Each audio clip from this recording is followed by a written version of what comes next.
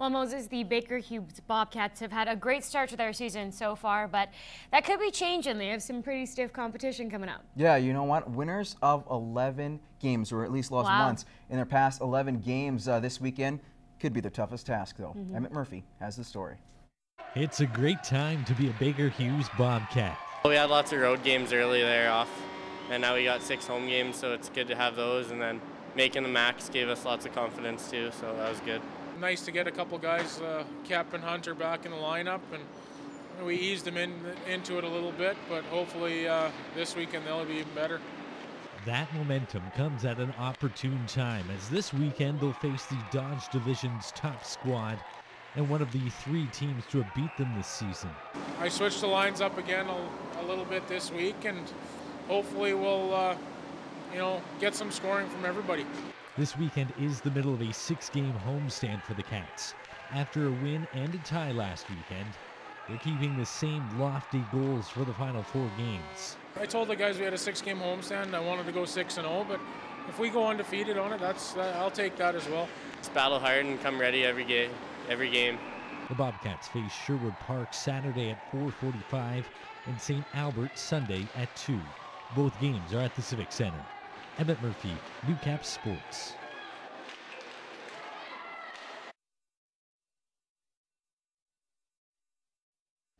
The Lloydminster Junior A Bobcats are still in search for their first win in their current 5-game homestand as they prepare for a North Division clash tonight against the Grand Prairie Storm. This will be the first of 3 straight meetings between the 2 clubs.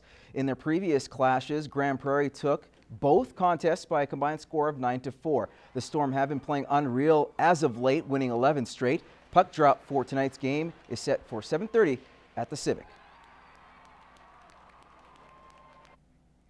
And the Bonneville Pontiacs will face the Whitecourt Wolverines. Ponts are led by reigning AJHL Player of the Week, Tyler Santos.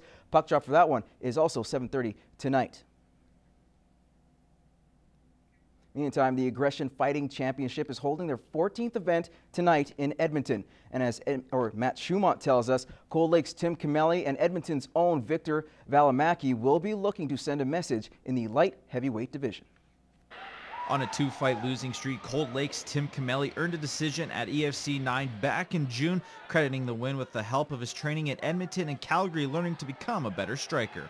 It was a weight off my shoulders, you know, I took 2 pretty tough fights there. The Penner fight, I think, was the best fight I've ever had. The Valimaki fight there, I still want that one back. There's issues there, but hopefully I can fix that. And it was really good when I fought Marini there, you know, on a 2-fight losing streak, you really see who your true friends and fans are, right? The guys that stick by you. So it was a good eye-opener.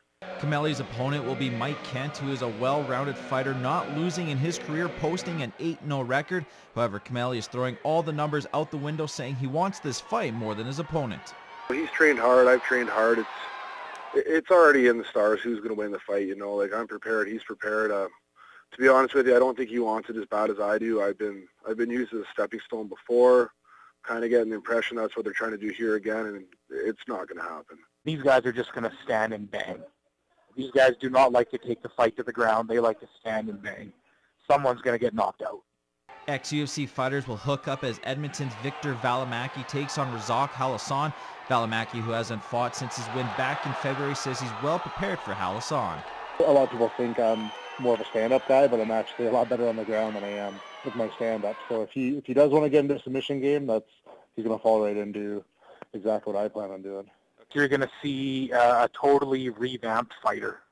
He's kind of rededicated and refocused himself, and he wants to take another shot at getting back to the UFC.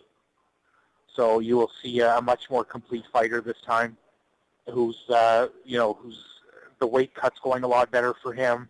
He's not having to cut 40 pounds the night before. He's doing it right, and he's completely rededicated. AFC 14 will have 9 fights in total, and fight promoters say fans can expect to get their money's worth on this stacked card. It's going to be a crazy night, especially when you get the hometown favorites like Ford, Beaumont, and Valimaki on the same card. And then when you throw in all the crazy fans that come in with Tim Camelli, it's going to be just a crazy night of fireworks. Matt Schumont, Newcap Sports. The first track meet of the fall this season is in Edmonton over the weekend. The Split City Sonics have been busily preparing and are sending their largest group in years to the Butterdome. Emmett Murphy has more. Runners taking marks. 21 local athletes are participating in this year's Last Chance meet. It's really nice to see that actually the kids want to come out and compete and give it a try, so it's really great to see. So, while the Last Chance meet is the beginning of the indoor season, it is the final time to compete before athletes like Andreas Trotsky move up an age group. I'm trying to throw over 10 meters in shot put.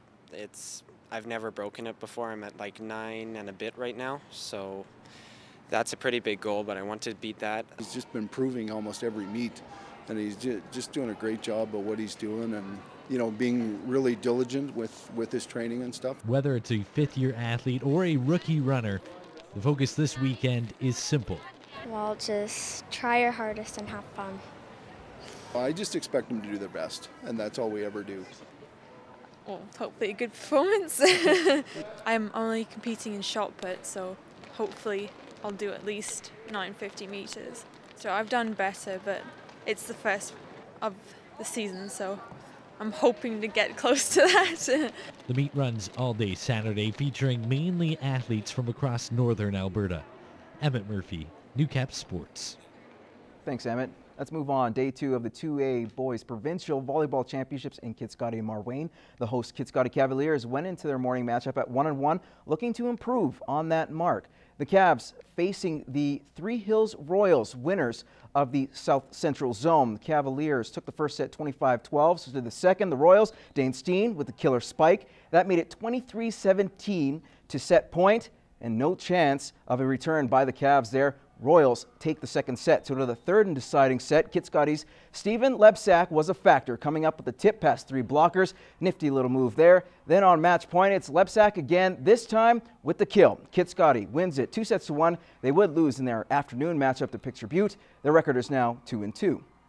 Meanwhile, the Assumption Crusaders from Cold Lake bounced back from an 0-2 start with wins over Redwater and then Three Hills 25-21, 25-19. The Crusaders, Cavaliers, and Redwater Renegades are all tied for third in Pool B, each with 1 game remaining. The top 3 from each pool make it to the medal round. Now to the 1A Boys and Girls Volleyball Provincials in Vermilion. The St. Jerome Spartans senior girls split their first 2 games of the championships. Entering play this morning, they took on Parkland Emmanuel High from Edmonton. The Spartans took this one 2-0, 25-20 and then 25-21. They improved to 2-1. The girls are taking on Senator Gershaw this evening. To the boys' side, after losing to Senator Gershaw in their morning draw, they bounced back with a 2-0 victory over École Héritage, 25-14, 25-13. With the win, the Spartans clinch a playoff berth into the medal round tomorrow. ACAC basketball tonight. The Grant McEwen Griffins come to town to face the Rustlers. Catch all the action at Lakeland Gym. Women tip off at 6, the men at 8 o'clock. And ACAC volleyball, the Rustlers visit Edmonton to take on the Concordia Thunder. The women play at 6, the men at 8 o'clock.